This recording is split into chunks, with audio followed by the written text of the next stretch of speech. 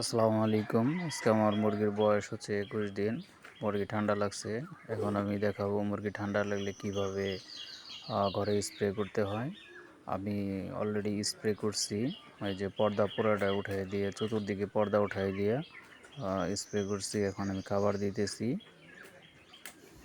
মুরগি আলহামদুলিল্লাহ বলা চলে মডার্নই নাই, কিন্তু মুরগির ওজনও নাই। ঠান্ডার কারণে প্রচুর ঠান্ডা, মুরগি খেক খেক করতেছে, কাশতেছে, কিন্তু মুরগি ওজন আসতেছে না। এর মূল সমস্যা হচ্ছে যে মুরগি ঠান্ডা লাগছে।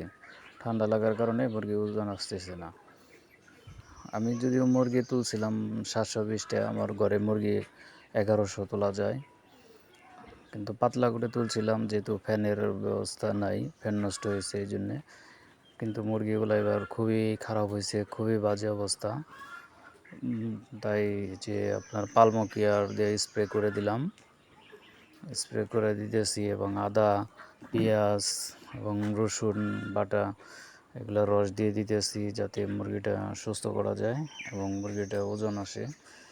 কিন্তু দুঃখের বিষয় যে মুরগিটা ওজন আনতে পারতেছি না। এবার এত পরিশ্রম করার পরেও মুরগি ওজন আসতেছে না, কারণ সম্ভবত বাচ্চার গ্রোথ ভালো ছিল না, বাচ্চার পা চিকন ছিল।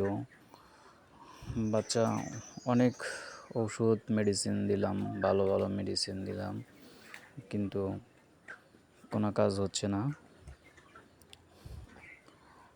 কি করা যায়? মুরগিগুলো নিয়ে সমস্যায় আছি। সবাই আমার জন্য দোয়া করবেন যাতে মুরগিগুলো দ্রুত সুস্থ হয়ে যায় এবং মুরগিগুলোর ওয়েট ভালো আসে, গ্রোথ ভালো আসে। মুরগিগুলোর গ্রোথ কীভাবে আনা যায়, যদি কারো জানা থাকে তাহলে আমাকে একটু পরামর্শ দিবেন এবং আমাদের ভিডিওগুলো দেখবেন।